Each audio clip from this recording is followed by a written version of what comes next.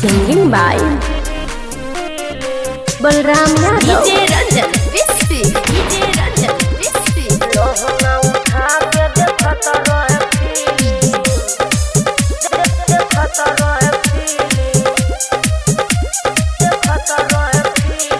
काकोड़े जात रहलू गाछी के ओर घुस गलू ऐसे जैसे सुइया में डूर ताकत रहलू तू जादू वहाँ बेबी तैलू काहे गोरी भूर राइफल सटा के अरबा कोइल रहे पीली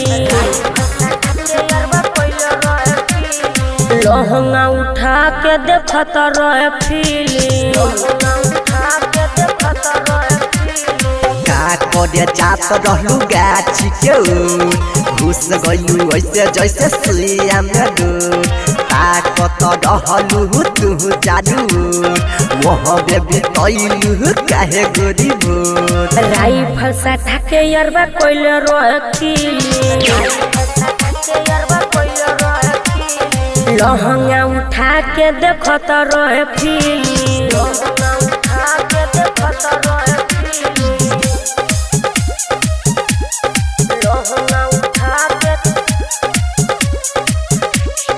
DJ Ranjan Vispi. DJ Ranjan Vispi. काहे खातिर पूछत रहो तोहरो मन का करता रे हो सच सच भोला गोरी भोला न झूठ ना तो हम हूँ देह भनकूट राइफल सटा के अरबा कोइल रहे पीली अच्छा लहंगा उठा के देखत रहे पीली काकोड़े जात रहलू गाछी के ओर घुस गलू ऐसे जैसे सुइया में डूर ताकत रहलू तू जादू वहाँ बेबी तैलू काहे गोरी भूर राइफल सटा के अरबा कोइल रहे पीली लहंगा उठा के देखत रहे पीली रूपम रिकॉर्डिंग स्टूडियो जीवन चौक Madhubani. DJ Ranjan Vispi. DJ Ranjan Vispi.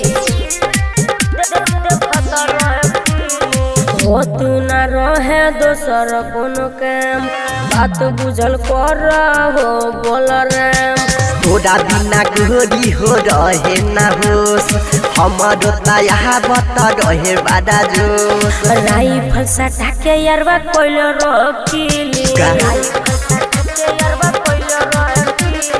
लहंगा उठा के देखत रहे पीली काकोड़े जात रहलू गाछी के ओर घुस गलू ऐसे जैसे सुइया में डूर ताकत रहलू तू जादू वहाँ बेबी तैलू काहे गोरी भूर राइफल सटा के अरबा कोइल रहे पीली लहंगा उठा के देखत रहे पीली